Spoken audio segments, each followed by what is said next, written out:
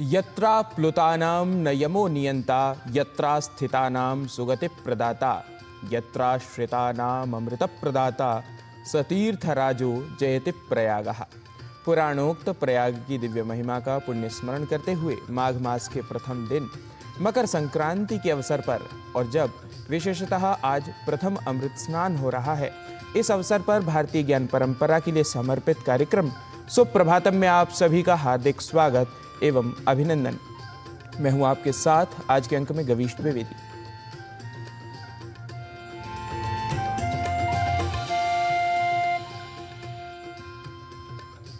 भारतीय काल गणना व पंचांग के अनुसार आज है विशेष पवित्र माघ मास का हो चुका है आरंभ। आज ही सूर्य संक्रांति भी होगी।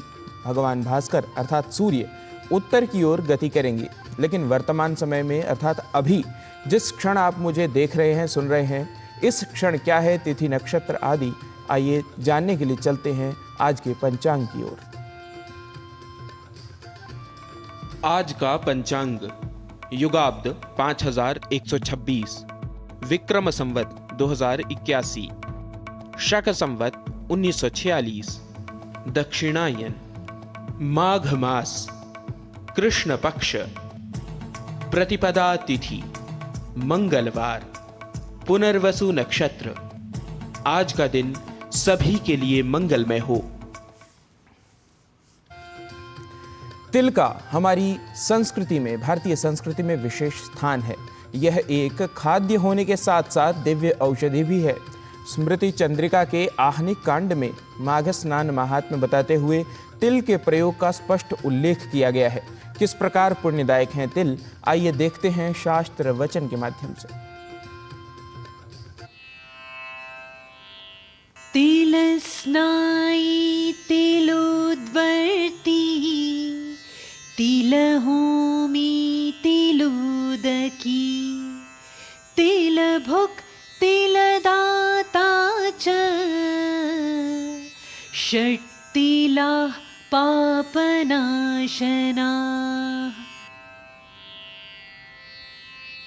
कुंभ स्नान के समय तिल सहित जल से स्नान, तिल का उबटन, तिल का होम, तिल मिश्रित जल से तर्पण, तिल दान एवं तिल युक्त भोजन, इन 6 प्रकारों से तिल का प्रयोग करने से पाप नष्ट होते हैं। तो आप सभी भी तिल का सदुपयोग करते हुए पुण्यों का अर्जन करते रहिए। और कार्यक्रम में अब बात महाकुंभ की।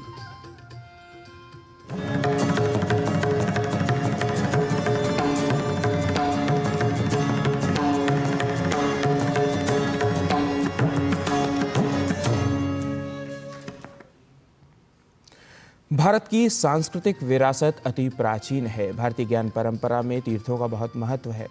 आज हम आपको बताएंगे तीर्थराज प्रयाग के महिमा के बारे में। आइए जानने के लिए देखते हैं यह विशेष रिपोर्ट।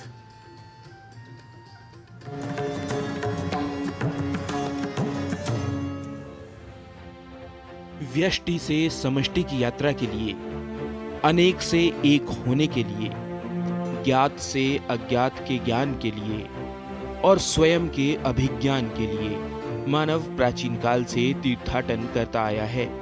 वह जीवन के खट्टे मीठे अनुभवों को जीता हुआ तीर्थाटन के माध्यम से लोक परंपराओं को समझता है। भारतीय परंपराओं में तीर्थाटन की परंपरा सहस्रों वर्ष पुरानी है और तीर्थों में भी विशेषतः तीर्थराज प्रयाग की भूमिका निराली है।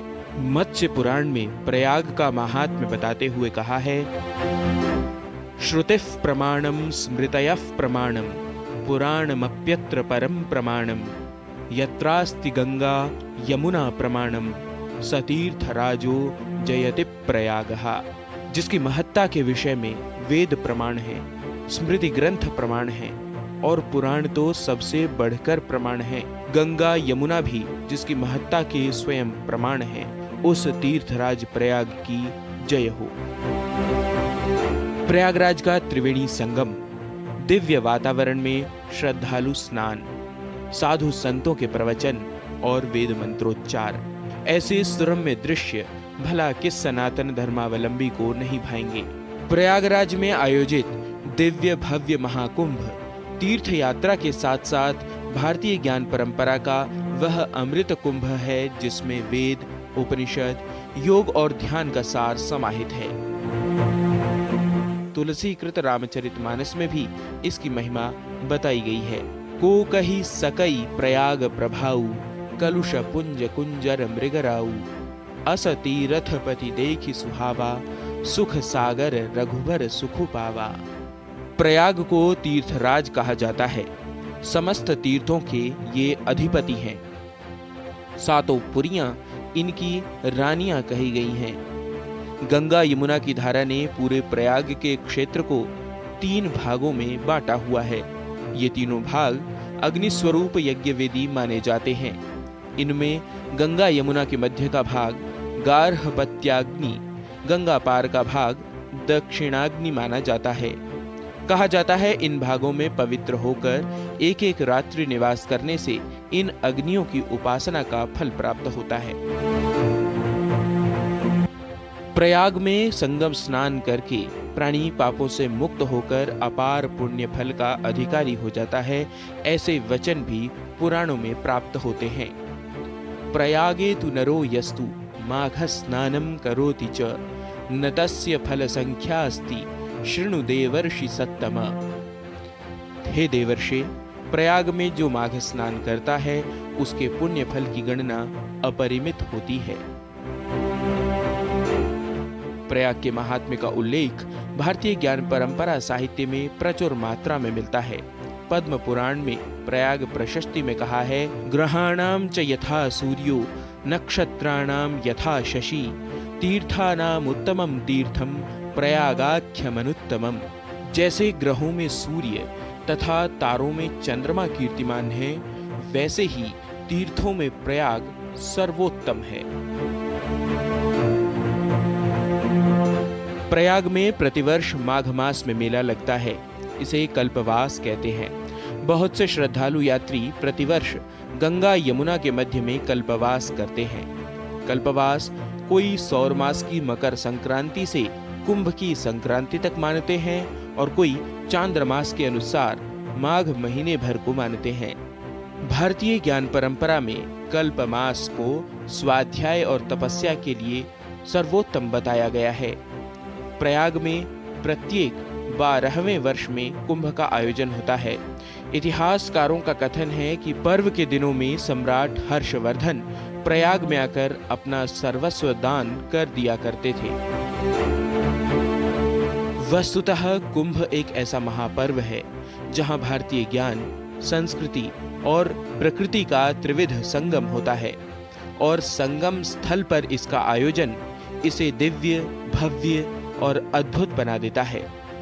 यहाँ संगम होता है भारतीय ज्ञान का, समागम होता है भारतीय ज्ञान परंपरा के संवाहकों का और मिलान होता है स्वयं से स्वयं का। Gavish Dwivedi, DD news.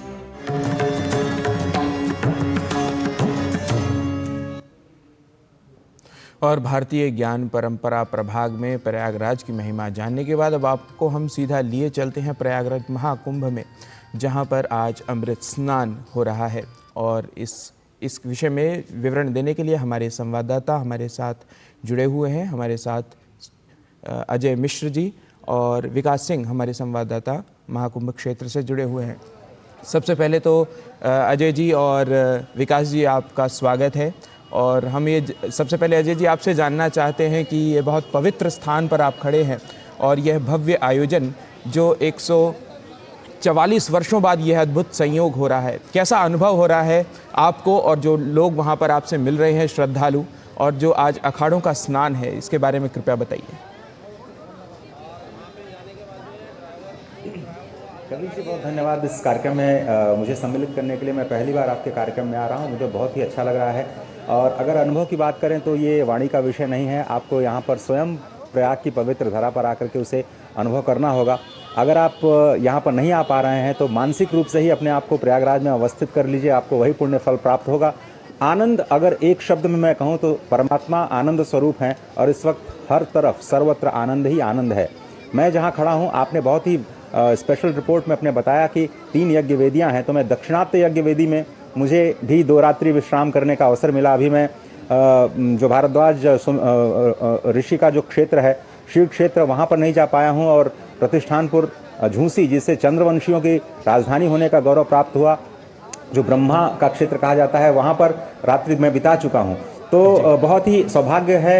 ये मेरे किसी पुण्य का फल नहीं है, ये सिर्फ और सिर्फ श्री वेणी माधव की कृपा है। तो आपने जो आज का पंचांग बताया वो भी बहुत ही रोचक है गवीश। आपने कहा कि आज पुनर्वसु नक्षत्र है और मंगलवार का दिन है, तो अत्यंत पवित्र नक्षत्र में आपको पता है कि भगवान श्री राम ने अयोध्या में जब अवतार लिया तो भी पुनर्वसु नक्षत्र था और मंगलवार का दिन था। तो आज का दिन बहुत ही पवित्र और अहम इसलिए क्योंकि आपने 144 जो वर्ष की बात कही और बार बार हम लोग इस बात को दोहरा रहे हैं कि महाकुंभ हमारे जीवन में शायद पहली और अंतिम बार आ रहा है। तो ये अत्यंत सौभाग्य का विषय है कि हम यहाँ पर हैं। और जिस तरह से ये कहा जाता है कि यहाँ के जो 7 तीर्थ हैं वहाँ पर दर्शन सभी लोग करते हुए आज स्नान अपना पुण्य लाभ कर रहे हैं। ये कथा की भूमि है, भक्त और संतों की भूमि है, भगवान के मिलन की भूमि है, हर चीज़ का संगम यहाँ पर देखने को मिलता है। तो भक्त संत और भगवान के जो संगम की भूमि में प्रश्नों की समाधान की भूमि भी बनती हुई नजर आ रही है, क्योंकि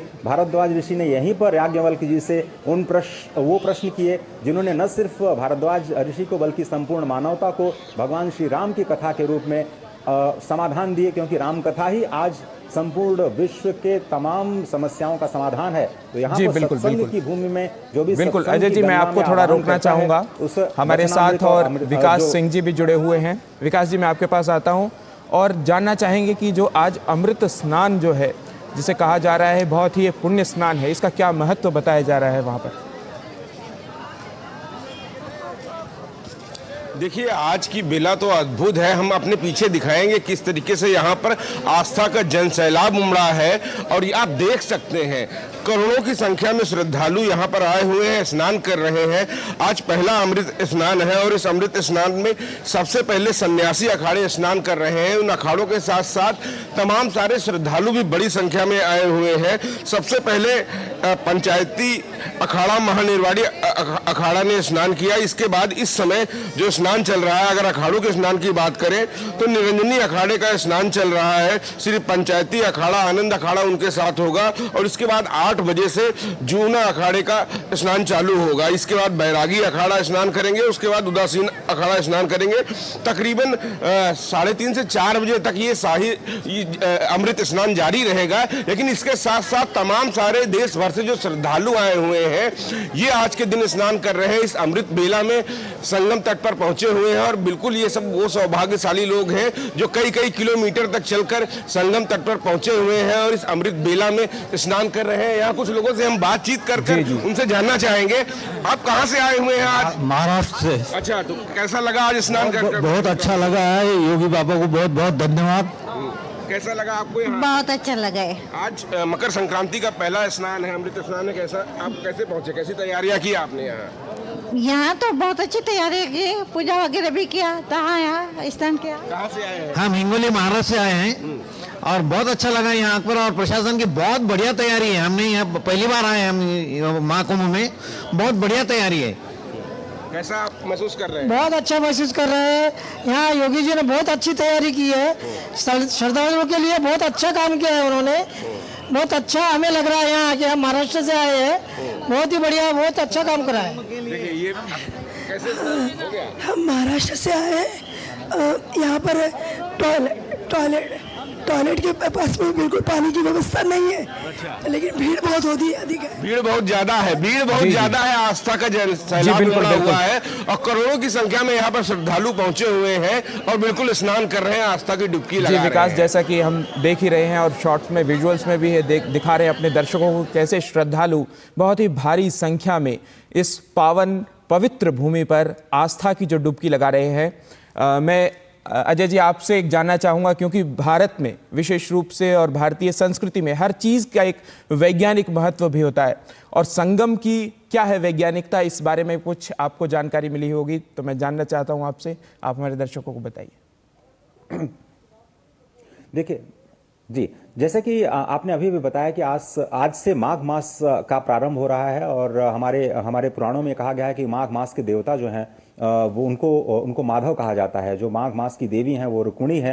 तो माधव तो यहाँ पे 12 माधव हैं, 12 स्वरूपों में विराजमान है और वेणी माधव यहाँ के प्रमुख प्रथम देवता माने जाते हैं।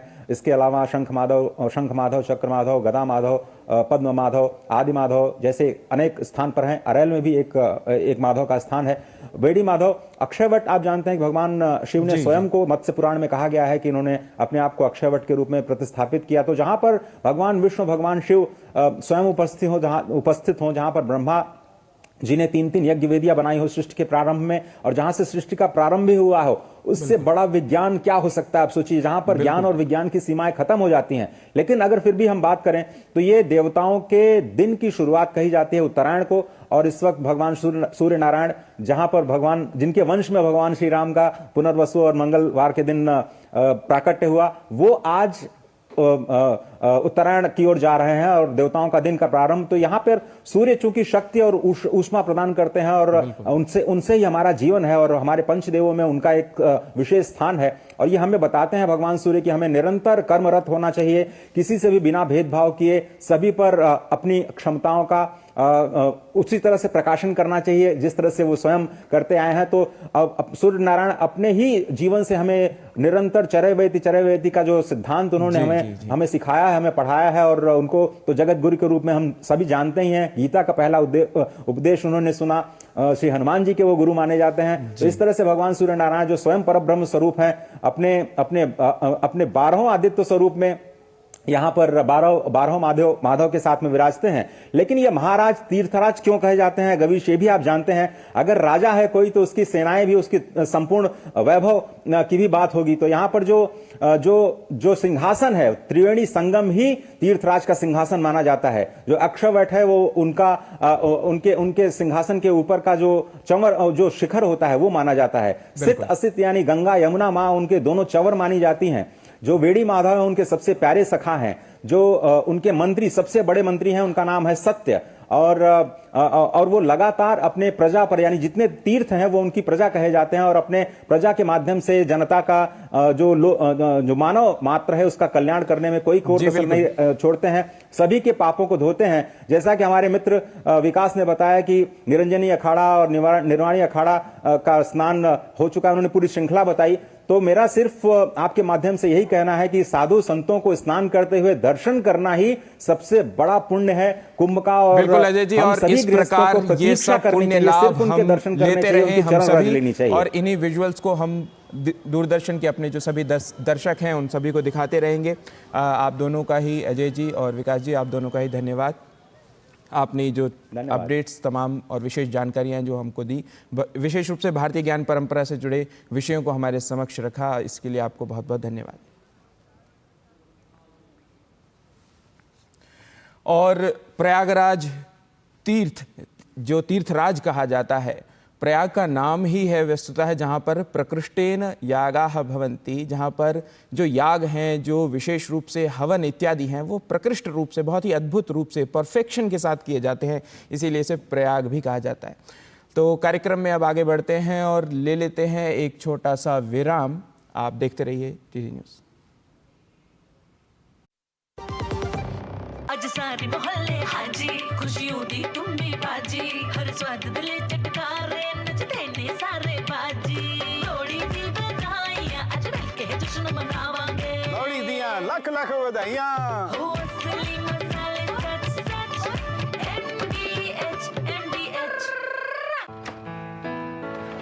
पापा ये सब? हाँ, जो चीजें सालों से बेवजह पड़ी हो उन्हें हटा देना चाहिए। ये भी दादाजी की पुरानी पासबुक और FD। अरे ये कैसे रह गया? पैसे गए? नहीं, उपाय है। बैंक खाते को संचालित करते रहना चाहिए, वरना खाता इनऑपरेटिव हो जाता है। ऐसे में बैंक से संपर्क करें, खाता सक्रिय करवाएं और आपकी रकम जो है उसे ब्याज समेत क्लेम करें। दादू ये RBI कहता है जानकार बनिए, सतर्क रहिए। सही कह रहा है।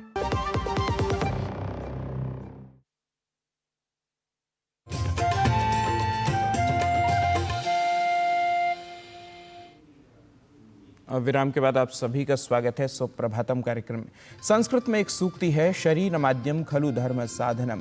अर्थात धर्म के साधन में, अर्थात हमारे जो कार्य हैं, जो हमारी ड्यूटीज़ हैं, उनको करने के लिए हमारा जो प्रमुख साधन है वह शरीर है। अतः हमें अपने शरीर की देखभाल करनी बहुत ज़रूरी है। और शरीर का एक महत्वपूर्ण अंग होता है अस्थियाँ, हड्डियाँ। हड्डियाँ हमारी कमज़ोर ना हो, इसके लिए हमें बहुत से उपाय कुछ करने चाहिए।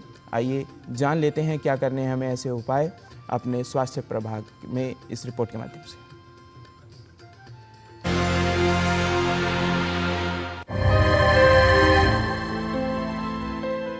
मेटाबॉलिक बोन डिजीज विकारों का एक समूह है जो हड्डियों की ताकत को प्रभावित करता है। खनिज जैसे कैल्शियम, फास्फोरस या विटामिन डी का असंतुलन हड्डी के द्रव्यमान, विकास और टर्नओवर यानी हड्डी के नए ऊतकों को बनने में बाधा डालता है। हड्डी कोशिका गतिविधि को प्रभावित करने वाले कारक जैसे आनुवंशिक स्थितियां और विटामिन की कमी आमतौर पर खनिज असंतुलन का कारण बनते हैं, जिससे हड्डियां कमजोर होने लगती हैं। मेटाबॉलिक हड्डी रोग जन्मजात हो सकता है या फिर आने वाले जीवन में भी विकसित हो सकता है। मेटाबॉलिक बोन डिजीजेज जो होती हैं इसमें कई प्रकार की होती हैं। ज़्यादातर इसमें जो है वो calcium metabolism, phosphorus, vitamin D, protein metabolism भी, यूरिक एसिड, ये सारे इन्वॉल्व होते हैं। प्राइमरीली जो इसमें होता है वो कैल्शियम मेटाबॉलिज्म इफ़ेक्ट करता है और उसके लिए कई बीमारियां होती हैं जो कि जन्म से ही, बचपन से ही शुरू होती हैं और बुढ़ापे तक भी जाती हैं। बचपन से अगर हम शुरू करें तो बच्चों में अगर विटामिन डी की कमी हो, कैल्शियम की कमी हो तो रिकेट्स नाम की बीमारी होती है, जो कि जिसमें कि विटामिन डी और कैल्शियम की कमी की वजह से हड्डियाँ, बहुत सारे सिम्टम्स आ जाते हैं बच्चों को, जैसे कि उनके जो स्कल की हड्डी होती है वो थोड़ी सॉफ्ट रहती है, माथा थोड़ा फूला रहता है, दांत निकलने डिलेड हो जाते हैं या गलत निकलते हैं, उनके कलाई की हड्डियाँ चौड़ी हो जाती हैं, घुटने टेढ़े हो जाते हैं, रीढ़ की हड्डियाँ भी टेढ़ी हो सकती हैं, उनके छाती में भी बोन्स की बनावट अलग बन सकती है, पेट थोड़ा सा निकला हुआ होता है। ये सारे सिम्टम्स हैं जो कि रिकेट्स की वजह से होते हैं। कई कारक हैं जो मेटाबॉलिक बोन डिजीज के खतरे को बढ़ाते हैं। बढ़ती उम्र, धूम्रपान करना, प्रारंभिक रजोनिवृत्ति, विटामिन डी व अन्य खनिजों की कमी, स्तन या प्रोस्टेट कैंसर के लिए हार्मोन थेरेपी लेना, कुछ दवाओं का लंबे समय तक प्रयोग करना, ऑस्टियोपोरोसिस का पारिवारिक इतिहास और व्यायाम न करना, इन सभी कारकों से मेटाबॉलिक बोन डिजीज का खतरा बढ़ जाता है।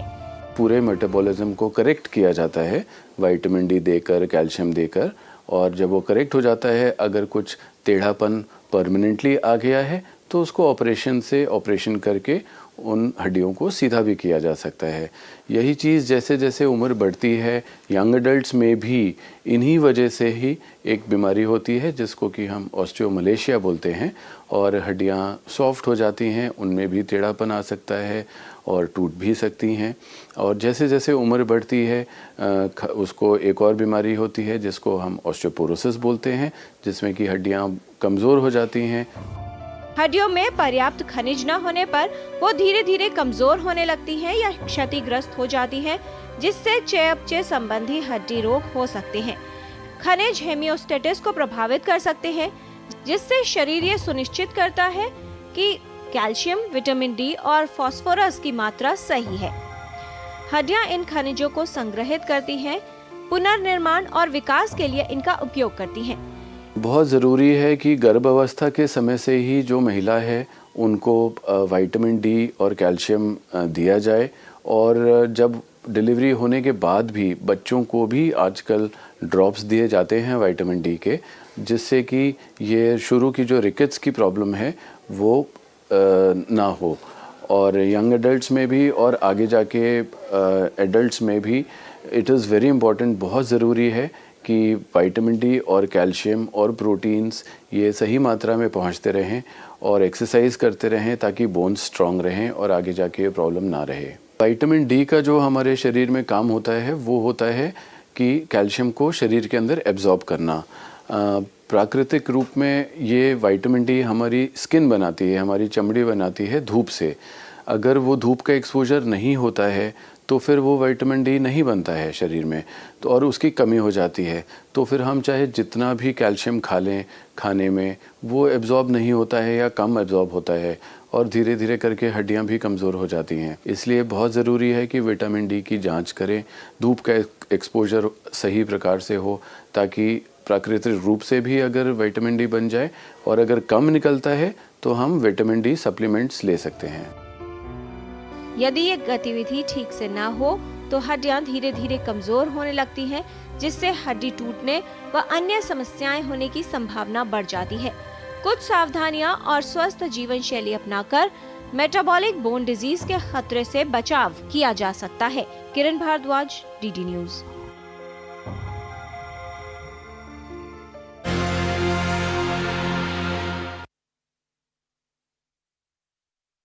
रखते हुए आप सब भी प्रत्यक्ष व परोक्ष रूप से महाकुंभ में भव्य अमृत स्नान करते रहिए। भारतीय संस्कृति के विशेष पर्व का लाभ लीजिए, पवित्र माघ मास का आनंद लीजिए और भारतीय ज्ञान परंपरा से जुड़े विभिन्न विषयों तथ्यों को जानने के लिए देखते रहिए डीडी न्यूज़। सुप्रभातम कार्यक्रम के आज के अंक में इतना ही। कल पुनः होगी आपसे भेंट, तब तक के लिए नमस्कार। जयतु महाकुंभः विजयतात् भारतीया संस्कृतिः, जयतु तीर्थराज प्रयागः च। नमो नमः।